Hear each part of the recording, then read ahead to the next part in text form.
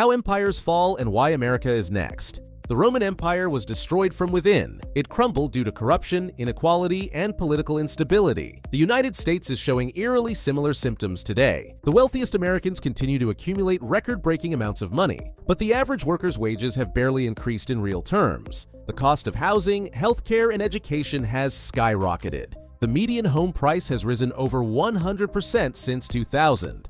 Wages have only increased by 14% in the same period. Student loan debt has surpassed $1.7 trillion.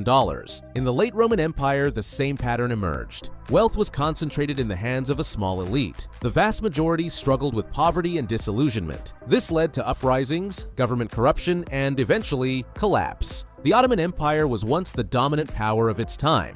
It was a leader in science, culture, and diplomacy. However, it lost influence and credibility on the world stage. As a result, it slowly faded into irrelevance. Today, the US is experiencing a similar decline in soft power. The 2021 withdrawal from Afghanistan was widely viewed as a failure of foreign policy. Trump's willingness to wreck long-standing alliances is also a bad sign. It signals America's unreliability to the rest of the world. The world is no longer looking to the United States for guidance. Other nations like China and Russia are filling the vacuum. Just like the Ottomans, the US risks becoming a former superpower clinging to past glory. Meanwhile, the world moves on. Finally, the US has a problem with excessive military spending.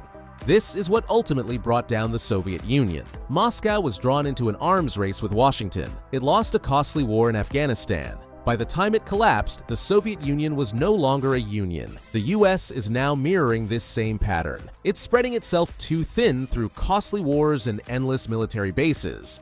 It's getting drawn into ideological conflicts that drain resources. But there's no lasting success to be seen. The US has the largest military budget in the world.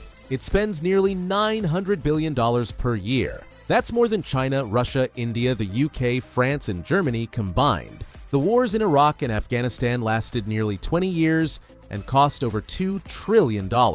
They resulted in massive destruction and instability rather than lasting peace. New alliances are being formed. The US is no longer the dominant global power. Its share of the global economy is getting smaller. The US portion of the global GDP has declined from 40% in 1960 to 22% today. Essentially, America's economic role is nearly half of what it used to be. By 2030, China will overtake America.